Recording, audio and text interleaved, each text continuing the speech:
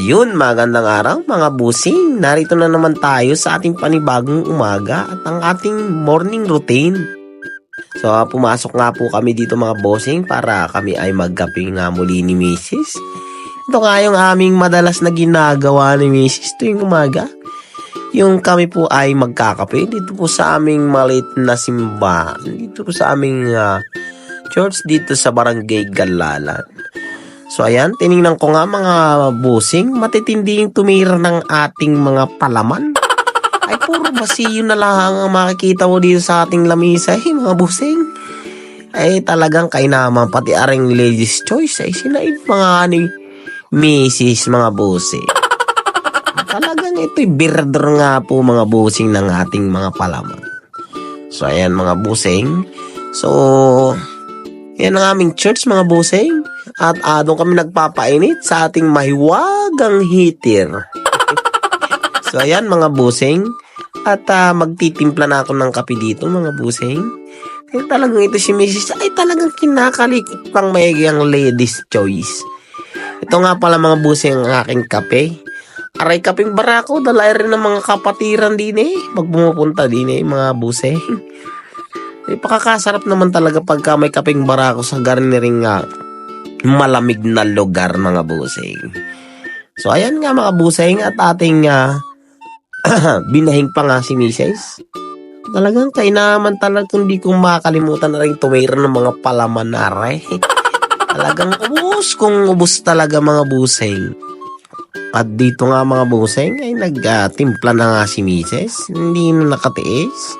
Ako'y ipinagtimpla na rin ng kape. Wow! Sana siya'y nagtimpla na rin. Magkabukod kami. Yung kanya ay talagang mayroon pang gatas.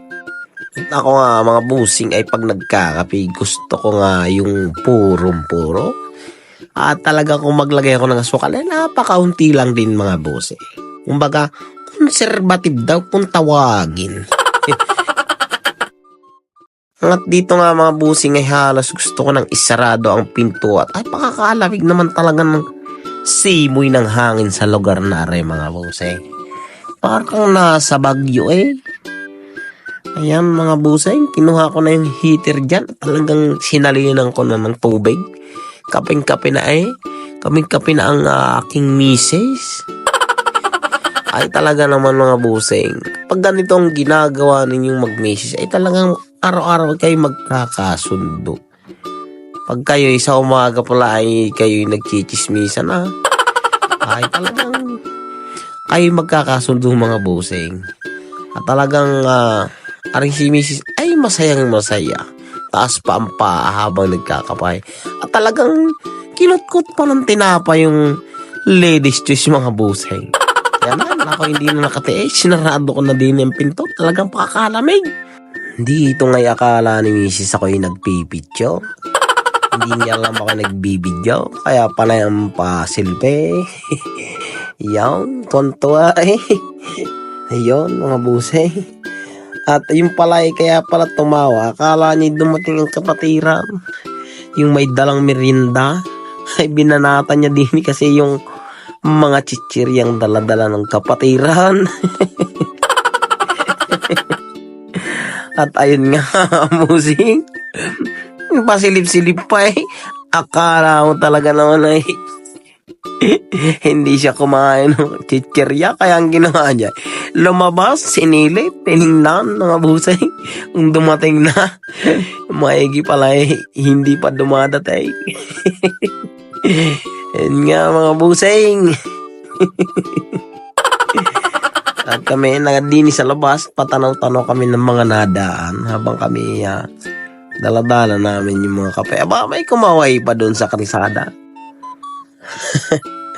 At ayun nga mga busing, ito ang aming lugar din sa Barangay Galalan, Pangil, Laguna mga busing. Ngayon, si Misha talagang masarap ang higop ng kape.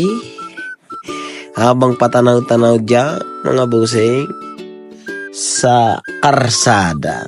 Ay naman na talaga magpapandisal aray tanghali na dumaan.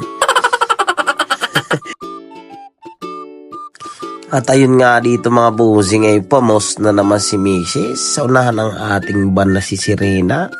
Akala niya ako'y nagpipicture. Hindi niya alam, aray video. Nagpapakit pa talaga mga buse. Hawak ang kanyang kape.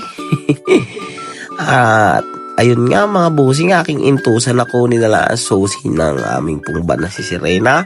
Para namang aray si Sirena ay ating pong mapa-start sa umaga. Ang aray hindi naman masyadong ma-start ang makina.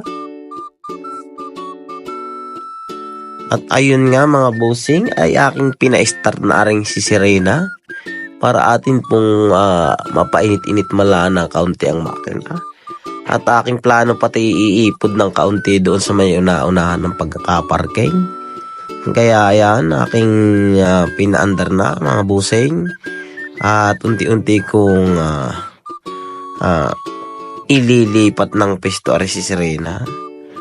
So ayan nga mga busing. Aking inatras lang ng kaunti. At inayos. At nung makaatras na ay aking binira na ulit paunahan mga busing. Talaga namang kainaman ng takbo na rin ni Sirena kahit aray paganto-ganto lang. Ayan mga busing. So aking inipod lang ng parking. Nilagay ko doon para hindi nakarang sa harapan. Ayan nga mga busing. Aring ang si Sirena ay malaking pakinabang din sa aming church sa paghahatid sundo ng mga kapatiran. Lalo na may mga fellowship sa ibang lugar aming nagagamit.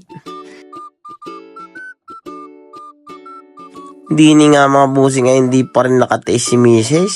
Dini pa talaga tumambay sa labas habang nagsisilpon.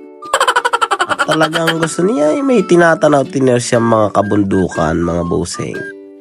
At yan, ang amin pong gamit na internet din ang Starlink mga busing kasi kami po ay narinig sa dead spot na lugar, walang signal. Habang kakapi-kapi si Mrs. ay tanaw talaga si Mrs. dito sa amin pong bakuran sa labas. Ayan nga pala ang aming area din mga busing. Talagang pakakaganda ng panahon ngayon mga busing. Talagang may init talagang madarama mga busing. At dini nga mga busing ay binisita ko yung aming likuran. Aray po ang aming likuran mga busing ng aming pong bahay. Meron po ako dyan na mga kulungan ng manok na hindi ko na masyado pang nagagamit. Pero binisita ko ito kasi meron pa ako isang manok dito mga busing na aking nakitang nangingitlog. Kaya akin tiningnan kung siya ay nangingitlog ngayong araw. Ayun mga busing, sinilip ko. Aring manok na ito nagulat. Gustong lumabas. Kaya ako'y dali-dali talagang lumabas at baka siya maun siya may paang pag-itlog mga busing. At nung lumabas ako ay akin sinilip na lang aring paligid. Tinignan ko ayun at lumabas nga. Kaya ako'y umalis na mga busing at baka may storbo ko aray.